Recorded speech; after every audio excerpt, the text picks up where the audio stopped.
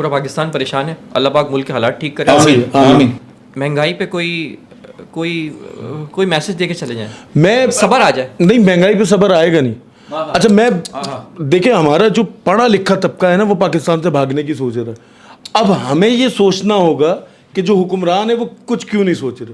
وہ کوئی بھی ہوں, میں کسی پارٹی کا نہیں ہوں, میں کسی پارٹی کو فیور نہیں کر رہا, لیکن میں یہ ضرور کہہ رہا ہوں ہماری قوم کو دیکھ لیں. لوگ ڈپریشن کے مریض ہیں سب سے زیادہ ہمارے پاس, کینسر کے مریض سب سے زیادہ ہمارے پاس, پیٹ کی بیماریوں کے سب سے زیادہ مریض ہمارے پاس. کیوں؟ ہمارے پاس پینے کا صاف پانی نہیں ہے. کسی سے کل جو ہے میں بات کر رہا تھا, وہ کہنے لگ گئے یہاں پہ ریکمنڈیشن یہ ہوتی ہے کہ آپ نل کا پانی پئیں. ہمارے یہاں کوئی حکمران کہہ کے دکھا دے آپ نل کا پانی پئیں. وہ جو باہر ملک ہے, جو پردیس میں ہمارے لوگ بیٹھے ہیں, وہ بتاتے ہیں وہاں کی ریکمنڈیشن ہے کہ آپ نل کا پانی پئیں. اور ہمارے یہاں جو ہے وہ کوئی حکمران آ کے چینل پہ یہ دعویٰ کر دے میرا حلقہ جو ہے وہ نل کا پانی پیے گا, نہیں پیے گا. سر اب تو یہ سچویشن یہ ہوگی, جو حالات چل رہے ہیں نا, جو مہنگائی, غربت, اب محلے میں 10 لڑکے رہتے ہیں, 10 دوست ہیں, ہم 10 دوستوں نے کیا ڈیسائیڈ کیا کہ ہم 10 دوستوں میں سے 2 دوست کو ہے نا پیسے جمع کر کے لنڈن, کینیڈا, امریکہ بھیج دیتے ہیں. یہ باقی ہم 8 دوستوں کا خرچہ اٹھائے گا. یہ چل رہا ہے, یہ سچویشن چل رہی ہے. باس یہ ہے کہ جو ڈالر میں کما رہا ہے نا وہ صحیح ہے, اس کے حالات صحیح ہیں, کیونکہ بیکاز یہاں سے مہنگائی بڑھی, وہاں سے ڈالر بڑھا. اچھا, ہمارے ملک کا المیہ یہ ہے کہ ہمارے یہاں ہیرو جو ہیں وہ این جی او چلانے والے لوگ ہیں.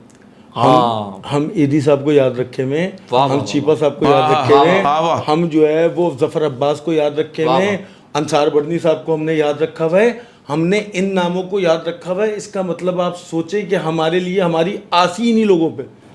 ہاں نہیں, ہماری امید ہی نہیں سے, ہماری امید ہی نہیں. آپ کوئی ویڈیو کھول لیں آپ کو ملے گا جی میں کسی کی میت ہو جائے غسل ایدی صاحب دے رہے ہیں, کسی کہیں بم دھماکہ ہو جائے وہاں پہ چیپا کی ایمبولینسیں لگی ہوئی ہیں, کہیں کوئی مسئلہ ہو جائے وہاں ظفر عباس کھڑا ہوا ہے, ہاں ایسے یہ سیلانی کھڑا ہے. مطلب جتنی ٹرسٹ ہے, مطلب میں نے کچھ کا نام لے لیا لیکن ہر بندہ اپنی جگہ پہ بہت بڑا کام کر رہا ہے. تو اب آپ سوچیں نا کہ ہم کس جگہ آ گئے کہ باہر ملک کے لوگ جو ہیں وہ ہمیں ڈونیشنز بھیجتے ہیں کہ یار آپ ایک کام کیجیے گا اپنی 40 میتیں دفنا دیجیے. اللہ, ہم اس جگہ آگے اللہ. سر لیکن میں آپ کو بتاؤں لوگوں کا کیا ہے, لوگوں کا پوائنٹ آف ویو بتا رہا ہوں. آپس میں لوگ یہ باتیں کر رہے ہیں, کہہ رہے ہیں ہماری قوم وہ قوم ہے, ہم بھی شامل ہیں, ہم لوگ وہ قوم ہے, اگر پیٹرول 500 روپیہ بھی ہو جائے گا نا, پیٹرول 500 روپیہ اور 2 کوڑے پڑیں گے, سب جا کے دلوائیں گے, کوڑے بھی کھائیں گے آرام سے. ہماری پچھلے بہت زور سے لگاتا ہے, ہم بھی شامل ہیں. لوگوں کا پوائنٹ آف ویو بتا رہا ہوں, لوگ کہہ رہے ہیں. اب لوگ نا احتجاج کرنا بھول گئے اور اس ڈر سے بھی نہیں کر رہے کہ کریں گے تو غائب ہو جائیں گے. اوئے ہوئے, اللہ رحم کرے یار ہمارے ملک کے حالات. نہیں, بات یہ کہ اپنا باس کے لوگ جو ہے نا احتجاج کرنا بھول گئے, اور اس ڈر سے بھی نہیں کر رہے احتجاج کہ اگر ہم احتجاج کریں گے تو ہمارا پرسان حال کون ہوگا.